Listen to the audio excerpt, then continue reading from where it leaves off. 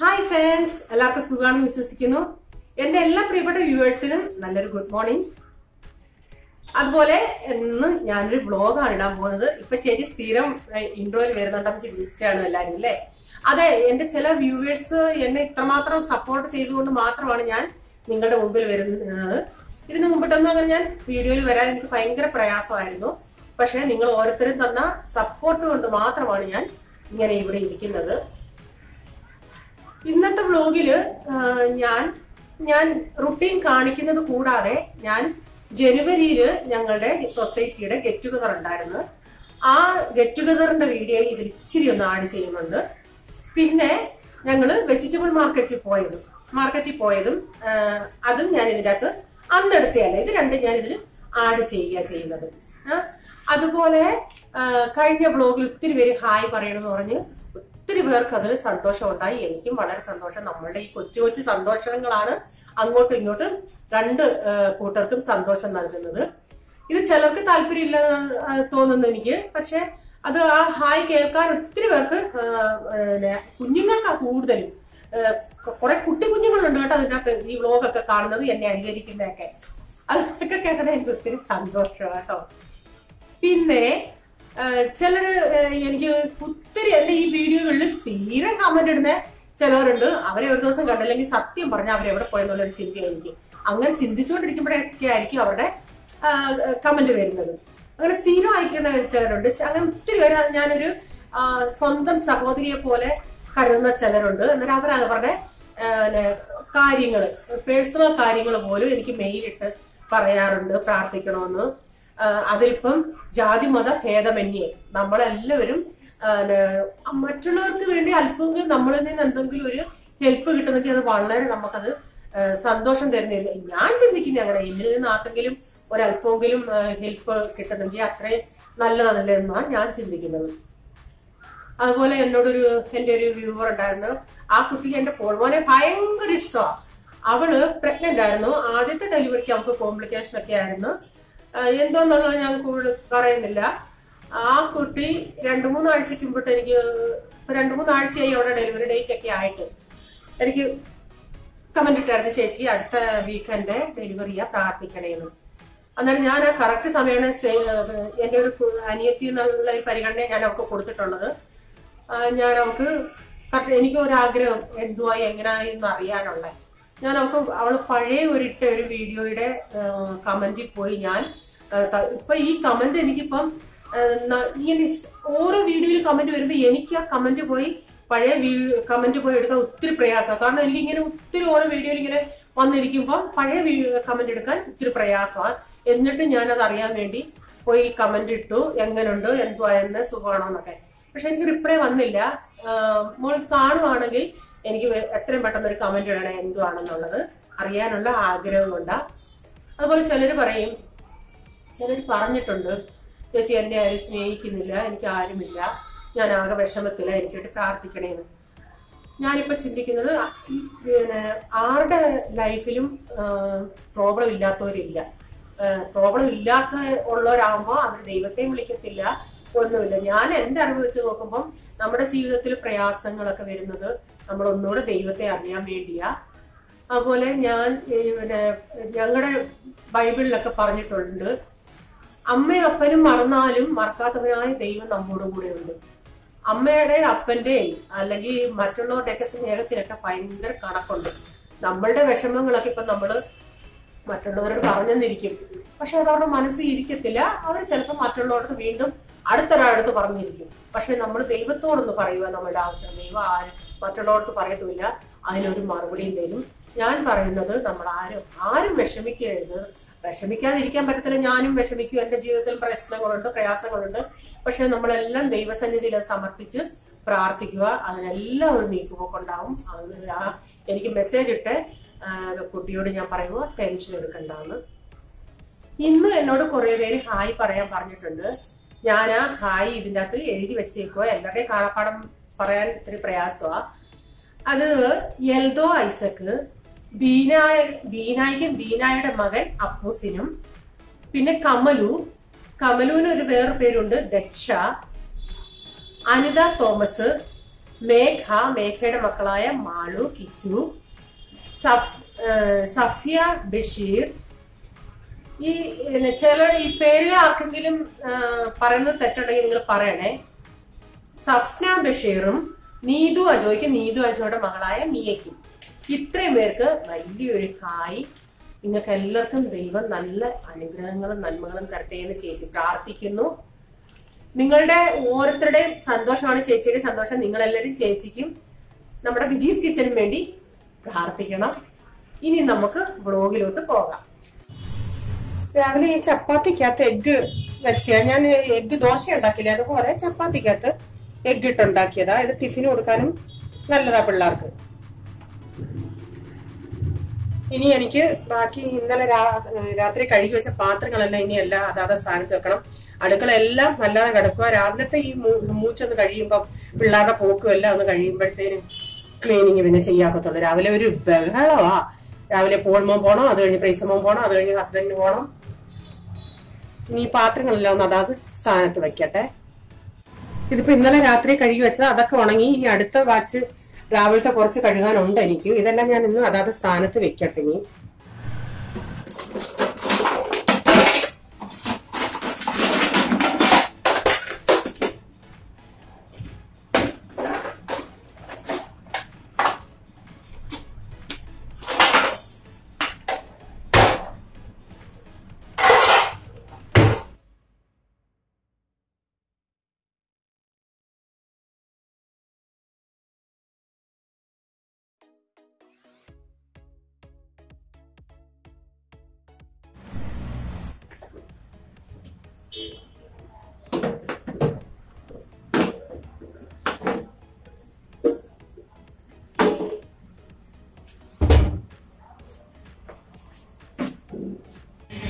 ആ ഉണങ്ങിയ പാത്രങ്ങളെല്ലാം ഞാൻ എടുത്തു വെച്ചു. ഇനി എനിക്ക് കുറച്ച് രാവിലത്തെ പാത്രങ്ങൾ കഴുകാനുണ്ട്.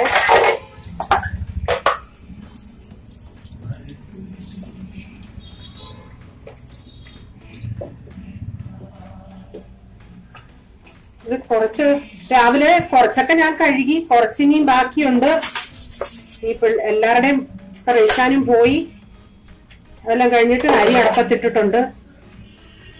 എല്ലാം ഒന്ന് കഴുകി കുറച്ച് ഒതുക്കി വെച്ചാ പിന്നെ അല്ലെങ്കിൽ എല്ലാം കൂടെ ആവുമ്പോ നമുക്കും പ്രയാസമാണ്.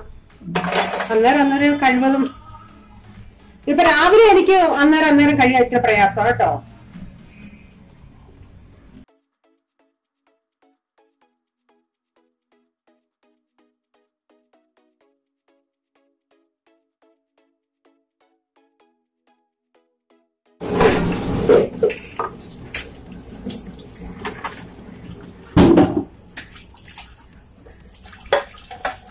ഇതെന്റെ വേസ്റ്റ് ഇടുന്ന പാത്രം.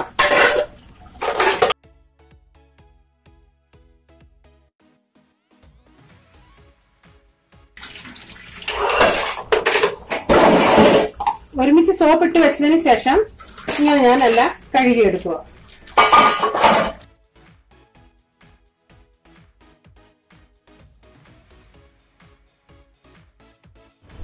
ഇതിപ്പോ ഈ വീഡിയോ ഞാൻ സൺഡേയിൽ എടുത്ത വീഡിയോ. ആ സൺഡേ എനിക്ക് ഹസ്ബൻഡിന് അന്ന് ഇച്ചിരി അവധിയുള്ള ദിവസം, ഇച്ചിരി നല്ല അന്ന് അവധിയുള്ള ദിവസം. അപ്പൊ ഞങ്ങൾ അന്ന് വെജിറ്റബിൾസ് ഒക്കെ ഒരാഴ്ചത്തെ പോയി വാങ്ങിക്കുന്നത്. പിന്നെ ഫ്രൂട്ട്സ് ഇങ്ങനെയുള്ള സാധനങ്ങളൊക്കെ ഞങ്ങൾ അന്നാ വെളി കൂടുതലായിട്ടും പോയി വാങ്ങിക്കുന്നത്. ബൈ ചാൻസി പോകാൻ പറ്റാത്ത ദിവസം ഞങ്ങൾ ഈ വെജിറ്റബിൾ തീരുമ്പോൾ ഇടയ്ക്കും എന്നൊക്കെ ഞാൻ പോയി ഇവിടെ അടുത്തുള്ള മാർക്കറ്റിൽ നിന്ന് വാങ്ങിക്കും. ഞാൻ പറഞ്ഞല്ലേ, ഇതിപ്പോ ഞങ്ങൾ വെജിറ്റബിൾ മാർക്കറ്റിൽ പോയി വാങ്ങിച്ചു. അന്നേരം അവിടെ ഇപ്പൊ കിട്ടുന്ന 1 കിലോയുടെ ടൊമാറ്റോ ഇപ്പൊ 25 രൂപയാണെങ്കിൽ ഇവിടെ ഞാൻ വാങ്ങിക്കുന്നത് ഞങ്ങളുടെ സൊസൈറ്റിയുടെ അവിടെ ആവുമ്പം 1/2 കിലോ 20 രൂപയ്ക്ക് ആയിരിക്കും. ഇപ്പൊ ഇവിടെ ഈ കറുത്ത ഗ്രേപ്സ് ഇറങ്ങിയ സമയമാണ്. ഇവിടെ ഈ സീസൺ അനുസരിച്ച് ഫ്രൂട്ട്സുകൾ വരും. ഇപ്പം കറുത്ത ഗ്രേപ്സിന്റെ സമയമാണ്. അല്ലാത്ത സമയത്തും ചില വലിയ മോളുകളിലൊക്കെ കാണും. അന്നേരം അതിൻ്റെതായ ഹൈ വിലയായിരിക്കും. ഇതിപ്പം 1/2 കിലോ 50 രൂപയാ. ഇതും ഗ്രീൻ ഗ്രേപ്സും 1/2 കിലോ 50 രൂപയാ. അത് ഞാനിപ്പോ ഉപ്പിട്ട് കഴുകി എടുത്തതാ. ഇത് പിന്നെ ഓറഞ്ച്, അതും 50 രൂപയാ. ഇത് കിലോ 50 രൂപ. അത് 1/2 കിലോ. പിന്നെ കുറച്ച് പഴം, ഫ്രൂട്ട്സ് ഇത്രയും വാങ്ങിച്ച് गिलास में देना पड़ता है। ये अच्छा है, चौड़ा देखिए, ये अच्छा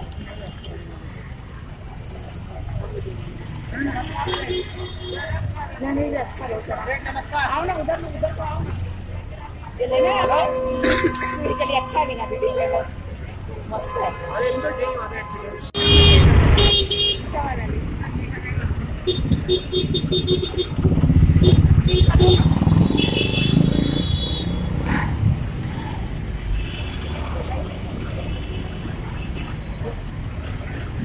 ഇത് പിന്നെ ഞാൻ കഴിഞ്ഞ ദിവസം ഒരു വ്ലോഗ് ഇട്ടുണ്ടേ. ഞാൻ ഈ ഉപ്പ് ഡബ്ബ കാണിച്ചിട്ട് പലരും എന്നോട് പറഞ്ഞ് പ്ലാസ്റ്റിക്കിന്റെ ഉപയോഗിക്കല്ലേ, അത് വെള്ളമാകുന്നത് അതില്. പക്ഷെ ഓക്കെ, പ്ലാസ്റ്റിക്കിന്റെ ഉപയോഗിക്കുന്നത് തെറ്റാണെന്ന് എനിക്ക് മനസ്സിലായി. പക്ഷെ എനിക്ക് ഇതുവരെയും എന്റെ ഉപ്പിടുന്ന പാത്രം വെള്ളമായിട്ട് എനിക്ക് തോന്നിയിട്ടില്ല. ഞാൻ അതില് ഒരു സ്പൂൺ ഇട്ടിട്ടുണ്ട്, ആ സ്പൂണേ ഉപയോഗിക്കത്തുള്ളൂ. ഞാൻ വേണമെങ്കിൽ നിങ്ങളെ ഒരു പ്രാവശ്യം കാണിക്കാം അത് വെള്ളമാകുമോ ഇല്ലയോ എന്നുള്ളത്. എന്നാലും നിങ്ങളുടെ പരിഗണന പറഞ്ഞതനുസരിച്ച് ഞാനൊരു ഉപ്പിന്റെ ഭരണി വാങ്ങിച്ച്. ഇതിന് 80 രൂപയായി ഉപ്പ് ഭരണി. അതിനായിട്ട് പോയല്ല ഞാൻ, പക്ഷെ ഇന്നിപ്പോ ഞങ്ങൾ അവിടെ പോയണ്ടേ, എനിക്കത് ഒരു അടുത്തൊന്ന് കിട്ടിയതാ. അന്നേരം കണ്ടോണ്ടേ കുറെ കപ്പുകളും കിട്ടി. ഞാൻ ഈ കപ്പുകള് അയാൾ ഇത്ര 6 കപ്പ് 120 റുപ്പീസാ പറഞ്ഞത്.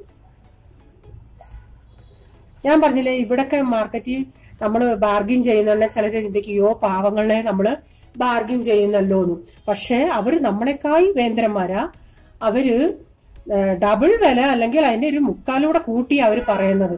അല്ലെങ്കിൽ അവർക്ക് മുതലാവത്തില്ലെങ്കിൽ നമ്മളിപ്പം 120 രൂപയുടെ ഇപ്പം നമുക്ക് 100 രൂപയ്ക്ക് തന്നു. അപ്പൊ അവർക്ക് മുതലാവത്തില്ലെങ്കിൽ അവർ ഒരു കാരണവശാലും തരത്തില്ല. ഇതിപ്പോ അവർക്ക് മുതലാവുന്നത് കൊണ്ടല്ല, അവർ കൂട്ടി വില പറഞ്ഞിട്ടല്ലേ അവർക്ക് നമുക്കിത് കുറച്ച് തന്നത്. പിന്നെ എനിക്കിത് കണ്ടോണ്ടേ ഈ കപ്പ് എനിക്ക് ഇഷ്ടപ്പെട്ടു. ഇതും 80 രൂപയ്ക്ക് കിട്ടി. നല്ല കട്ടിയുള്ള കപ്പ കേട്ടോ. എന്ത് വന്നാലും എന്റെ വ്യൂവേഴ്സ് എനിക്ക് പറഞ്ഞത് എന്റെ നല്ലതിന്, എന്റെ പിള്ളേരുടെ നല്ലതിന് വേണ്ടിയൊക്കെയാ പറഞ്ഞതുകൊണ്ട് ഞാൻ ഇത്. പക്ഷെ ഇത് ഈ കുട്ടി നമ്മൾ എപ്പോഴും എടുക്കുമ്പോ എനിക്ക് അതാ ഒരു പേടി. ഇച്ചിരി ലൂസുവാ. എപ്പോഴും എടുക്കുന്ന പാത്രങ്ങൾ നമ്മൾ കുപ്പി എടുക്കുമ്പോ അത് സൂക്ഷിച്ചെടുക്കണം. ചിലപ്പം വെള്ളം കൈയോടായിരിക്കും പോയി എടുക്കുന്നത്, പൊട്ടുമെന്നുള്ള ഇത്. പിന്നെ 2 കിലോ സവാള വാങ്ങിച്ചു. ഇപ്പൊ ഞാൻ ഇവിടെ അടുത്തുനിന്ന് ഞാൻ വാങ്ങിച്ചിട്ടുണ്ടെങ്കിൽ കഴിഞ്ഞ ദിവസം വാങ്ങിച്ചിട്ടുണ്ടെങ്കിൽ എനിക്ക് 30 രൂപയ്ക്കാണ് കിട്ടിയത്. ഇത് കിലോ 20 രൂപയ്ക്ക് കിട്ടി. നല്ല സവാളയാണ്. പിന്നെ ഇത് ഒടിയൻ പയർ 1/2 കിലോ 25 രൂപ. പിന്നെ കാബേജ് 20 രൂപ. ആ ഒരെണ്ണം 20. ഇത് ഇത്ര ഒരെണ്ണം 20 രൂപ. വെള്ളരിക്ക. പിന്നെ ഒരു പഴുത്ത ഓമയ്ക്ക വാങ്ങിച്ച്. ഇത് 30 രൂപയായി ഒരെണ്ണം. പിന്നെ പാലക്ക്, ഇത് ഈ ഒരു പിടി 10 രൂപ. ഇതിപ്പോ ഞാനിത് നാളെ എപ്പോഴും സമയം കിട്ടുന്ന പോലെ അധികം ദിവസം വെച്ചൂടാ, നാളെയോ മറ്റന്നാളോ എടുക്കണോ. അത് ഡാലിട്ട് കറി വെക്കാൻ നല്ലയാ. പിന്നെ ഫ്ലവർ വാങ്ങിച്ച് 20 രൂപ. വെണ്ടയ്ക്ക പിന്നെ 1/4 കിലോയെ വാങ്ങിച്ചുള്ളൂ. നല്ല സൂപ്പർ വെണ്ടയ്ക്ക, നല്ല പിഞ്ച് വെണ്ടയ്ക്ക 1/4 കിലോ 15 രൂപ. ഇത്രയൊക്കെയാ ഇന്ന് പോയി വാങ്ങിച്ചത്. പിന്നെ എനിക്ക് എത്ര കിട്ടിയാലും തികയാത്തതാ കറിവേപ്പില. ഇതിപ്പം ഞാൻ 5 രൂപയ്ക്ക് ചോദിച്ചാൽ എനിക്ക് ഇത്രയും കിട്ടി. അത് ഞാൻ അങ്ങാടിയിൽ നിന്ന് തന്നെ വെജിറ്റബിളൂടെ കുറച്ച് വാങ്ങിച്ചോണ്ടാ.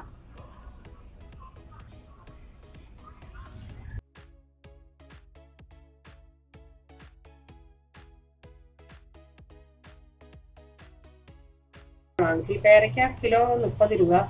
സോറി 40 രൂപ. ആപ്പിള് 100 രൂപ. ഇതിപ്പോ ഞാൻ മത്തി വെട്ടി കഴുകി എടുത്തതാ. ഞാൻ ഈ മത്തി ക്ലീൻ ചെയ്യുന്ന എല്ലാം വീഡിയോ എടുത്തതാ. എന്നോട് ഒത്തിരി പേര് റിക്വസ്റ്റ് ചെയ്താ മത്തി ക്ലീൻ ചെയ്യുന്നതൊന്ന് കാണിക്കണേന്ന്. ഞാനത് എഡിറ്റ് ചെയ്യാൻ നേരം ഞാൻ ആക്ച്വലി നോക്കി തന്നേരം ഇതൊന്നും സേവ് ആയിട്ടില്ല. മത്തി ഞാനിവിടെ കഴുകി എടുത്തിട്ടുണ്ട്. ഇനി ഞാൻ മത്തി എന്തെങ്കിലും വാങ്ങിക്കുവാണെങ്കിൽ അത് ഞാൻ നെക്സ്റ്റ് വീഡിയോയിൽ കാണിക്കാം. ഇവിടെ ഞാനൊരു 4 കുട പുളിയും വെള്ളത്തിലിട്ട് വെച്ചിട്ടുണ്ട്. കറി വെക്കാനായിട്ട് ഞാനിവിടെ പാനിൻ്റെ അകത്ത് കുറച്ച് വെളിച്ചെണ്ണ ഒഴിച്ചു കൊടുത്തിട്ടുണ്ട്. ഇതിലോട്ട് 1/2 ടീസ്പൂൺ കടുക്, ഒരു നുള്ള് ഉലുവ, ഇതിലോട്ട് 2 കറിവേപ്പില, പിന്നെ അരിഞ്ഞ ഇഞ്ചിയും വെളുത്തുള്ളിയും. ഇതിനകത്ത് ഞാനിപ്പം ഒരു 2.5 ടേബിൾ സ്പൂൺ കാശ്മീരി മുളക് പൊടി, 1 ടേബിൾ സ്പൂൺ മല്ലിപ്പൊടി, 1 ടീസ്പൂൺ ഉലുവാപ്പൊടി, 1/2 ടീസ്പൂൺ മഞ്ഞൾപ്പൊടി, ഇത് ഇച്ചിരി ഒന്ന് വെള്ളം ഒഴിച്ച് ഞാനൊന്ന് കുഴച്ചെടുക്കട്ടെ. ഇത് ഇതിലോട്ട് ഒഴിച്ചു കൊടുക്കാം. ഞാൻ കുറച്ചുകൂടെ എരി ചേർക്കും. ഇന്ന് ഞാൻ ഇച്ചിരി എരി കുറവാ ചേർക്കുന്നത്. ഇതിനിപ്പോ നമുക്ക് ആ മീനിന്റെ അകത്തോട്ട് ഒഴിച്ചു കൊടുക്കാം.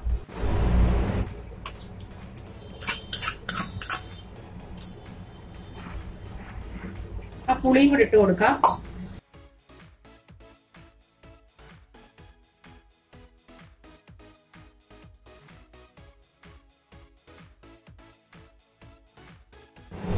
ഇപ്പൊ ഇത്രയും ഞാൻ ചാറിലെടുക്കുക. കുറച്ചുകൂടി ഇരുന്ന് പറ്റും. അതിലോട്ട് കുറച്ച് പച്ച വെളിച്ചെണ്ണ ഒഴിക്കുക, കുറച്ച് പച്ചക്കറിവേപ്പില.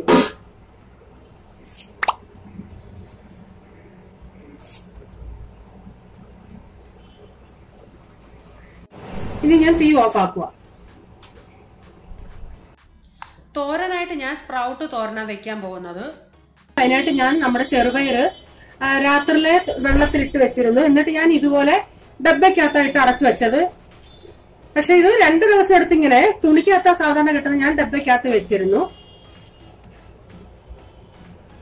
ഞാനിവിടെ പാൻ വെച്ചിട്ടുണ്ട്.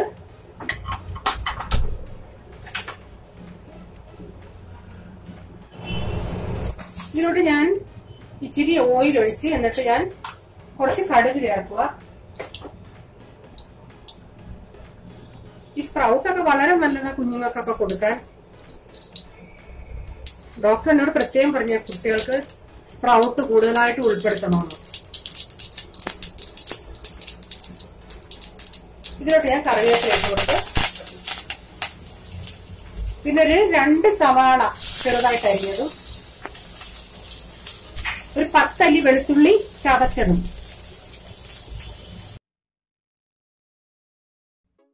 ഇതൊന്ന് വാടി വരുമ്പോ ഒരു 2 ടൊമാറ്റോ.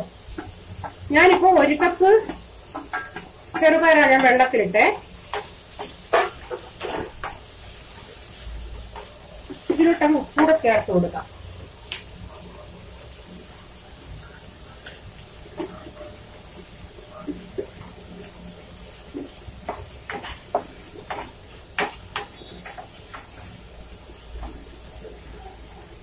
ഒന്ന് അടച്ചു വെക്കാം കുറച്ചു നേരം.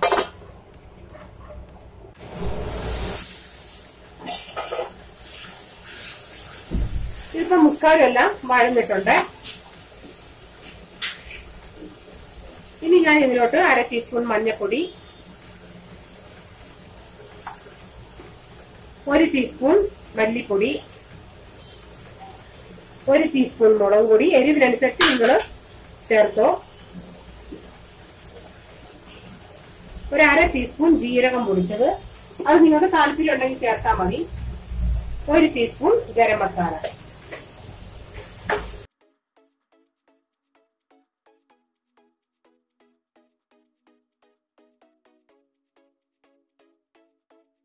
അടച്ചിട്ട് തിളക്കട്ടെ. തിളച്ചതിന് ശേഷം മീഡിയം ഫ്ലെയിമിലാക്കാം. ഇതിപ്പോ തിളച്ച് തുടങ്ങുന്നുണ്ട്. ഇനി നമുക്ക് മീഡിയം ഫ്ലെയിമിലിടാം. ആ മസാലയൊക്കെ നന്നായി പിടിച്ചതൊന്ന് വേവട്ടെ.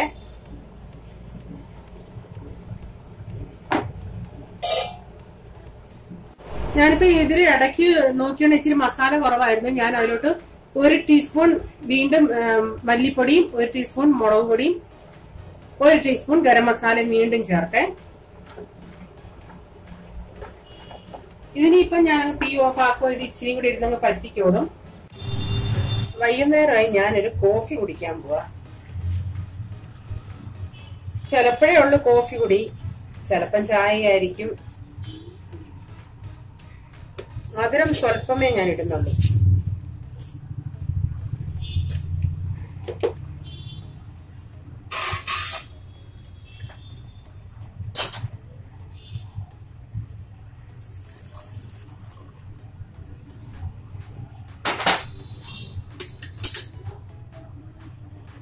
നന്നായി ഒന്ന് മിക്സ് ആക്കട്ടെ.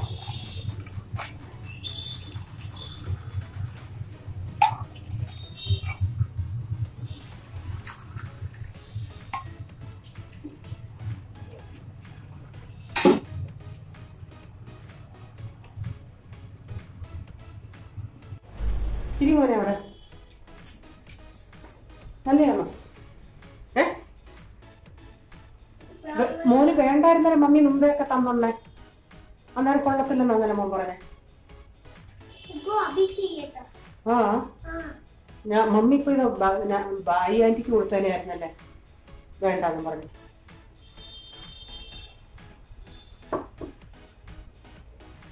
ബായി ആന്റിക്ക് കൊടുക്കായിരുന്നോ? യെല്ലോ വാല മോന് വേണ്ട?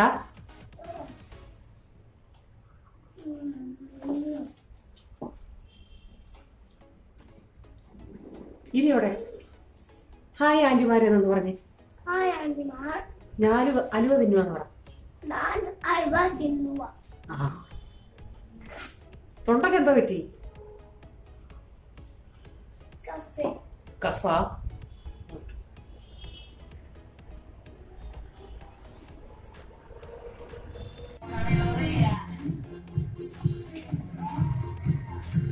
ഇവിടെ ഒരാൾ എക്സർസൈസ് ചെയ്യുക, സിംബ.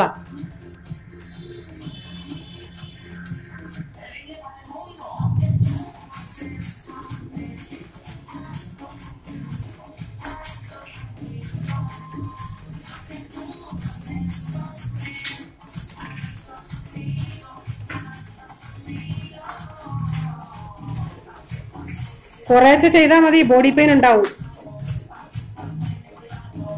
പ്രൈസൻ നീ ചെയ്യുന്നോടാ? എക്സർസൈസ് ചെയ്യുന്ന മോൻ പോയി ചെയ്തോ? അച്ചാച്ചൻ എന്തോ ചെയ്യുന്നു?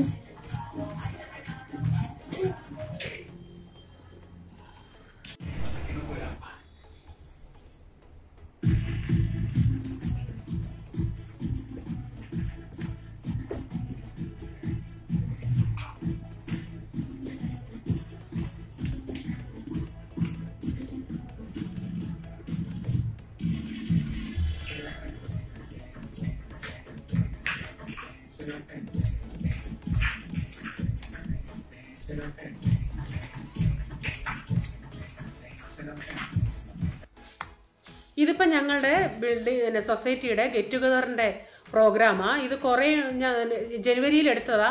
ഞാനത് ഇതിൻ്റെ അകത്ത് ആഡ് ചെയ്യുമോ, അത് കുറച്ച് നിങ്ങളുമായിട്ടത് ഷെയർ ചെയ്യാന്ന് വെച്ച്.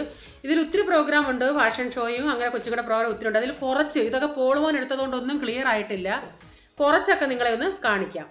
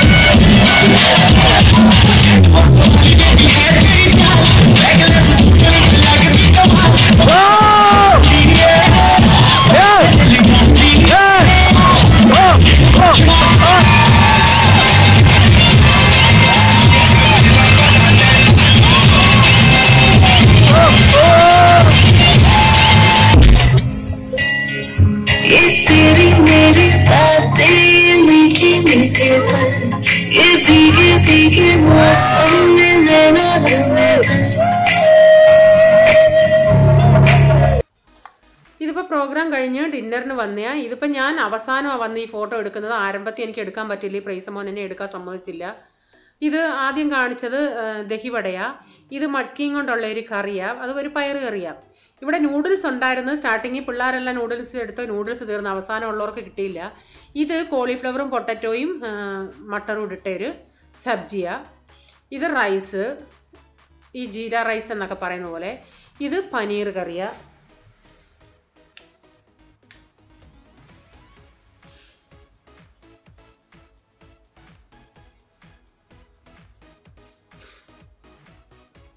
ഇത് ചിക്കൻ കറി.